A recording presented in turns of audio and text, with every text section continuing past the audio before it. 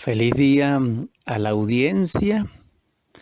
Presento ante ustedes el mensaje 32 de este año en curso 2023 o 61 años de Acuario en el marco y contexto del programa radial y canal Superando Nuestros Límites, donde hemos compartido, gracias al espíritu de la sabiduría y de la paz en la verdad del conocimiento, para que así podamos, a través de la ciencia pura, del conocimiento crístico, lograr primero despertar la conciencia, convertirnos en hombres verdaderos, en hombres con alma, en hombres solares, y posteriormente en la gracia de Dios y de la divinidad lograr la liberación final a través de todas sus progresiones y escalas.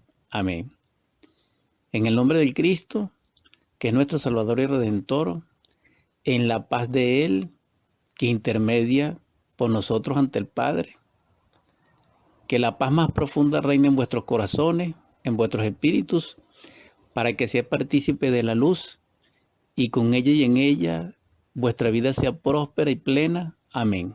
Si algo ha inquietado a la humanidad siempre, ha sido, por una parte, el origen del hombre y por la otra, el tema de la inmortalidad, de la permanencia, de la longevidad y en sus escalas de entendimiento lo que ella plantea. Y esto es más que interesante porque siempre tiene actualidad palpitante en la opinión pública y dentro de nosotros. Si observamos detenidamente la vida manifiesta en la naturaleza y aparte de ello, a través de las informaciones, conocimientos, teorías, textos, etcétera, de la historia, podemos cotejar allí y ver de que incluso hasta los ríos, los mares, las montañas no son permanentes. Un ejemplo de ello tenemos el Sahara, un ejemplo tenemos de ello los grandes cauces secos de montañas erosionadas totalmente, como si allí a través de siglos antiguos los hubiera trasvasado un río que ya no está.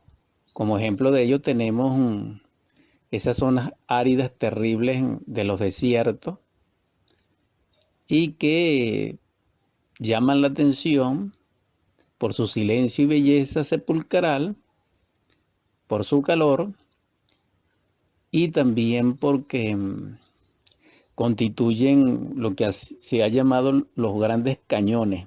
¿Qué quiero decir con esto? De que si no es permanente una montaña, un río, un mar, un continente, un planeta, ¿qué quedará de nosotros? Porque entre todos ellos hay algo común, un tiempo de existir, un tiempo de manifestación de esa vida, aunque el tiempo sea relativo y aunque el tiempo sea una ilusión. Y esto es interesante porque ¿qué queda de nosotros o qué es lo que permanece de nosotros? Si hay alguna posibilidad. Entonces aquí llegamos y nos encontramos con un límite máximo de que todo lo que es de la tierra no es permanente, o todo lo que es en la manifestación de vida material no es permanente.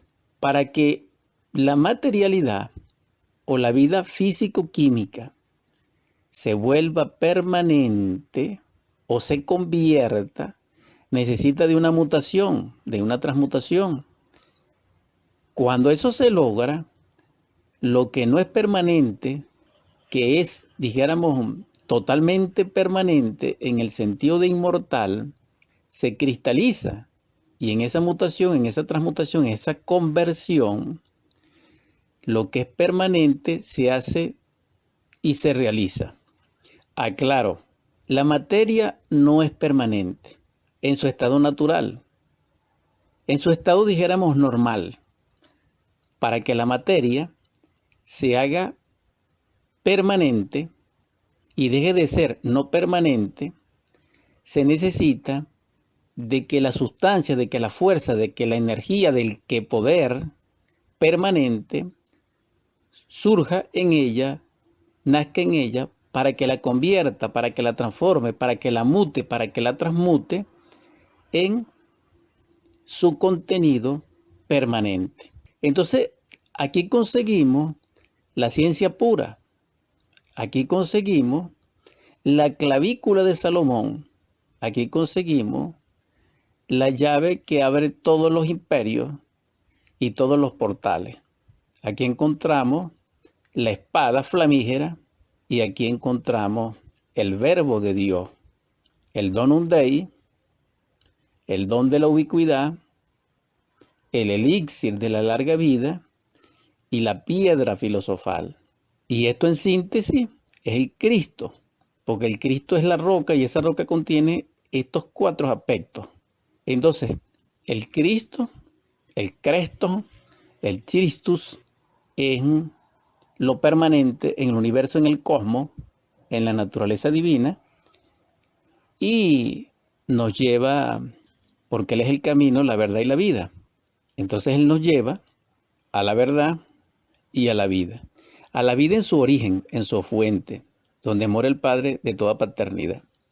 Entonces allí sí seremos totalmente inmortales, totalmente permanentes. Allí sí seremos lo que es, lo que ha sido y lo que será. Donde realmente el tiempo allí no es, aunque puede ser expresado fuera de él siendo él, pero no se incorpora en él. Entonces ese sería el misterio. Ahí estaría entonces la respuesta para que esa inquietud de la humanidad o de cada uno de nosotros a veces de ser inmortal, de ser permanente o, entre comillas, de ser eterno, se logre a través de la cristificación. Porque solo Él nos puede convertir, mutar, transmutar, transformar en hijos amados o criaturas absolutamente puras, perfectas e inmortales y permanentes. Pero para ello se necesita realizar un trabajo, una obra magna, una obra de arte, una obra preciosa. Y esa obra es el drama cósmico, es el evangelio vivido dentro de nosotros. Solo así podemos convertir lo mortal en inmortal, lo imperfecto en perfecto, lo no permanente en permanente y lo corrupto en incorruptible. Ese sería el proceso. Pero todo comienza con ese destello maravilloso de la inquietud, de la aspiración a ser. Necesitamos reflexionar sobre nuestra día en la vida, sobre nuestra estadía e interacción con nuestra familia, con la ciudad donde vivimos. Todo esto es interesante. Saber por qué de tantas mujeres en el mundo, una es nuestra madre, nuestra mamá. Es importante saber por qué de tantas mujeres, una es nuestra esposa. Es extraordinario saber por qué nuestros hijos lo son.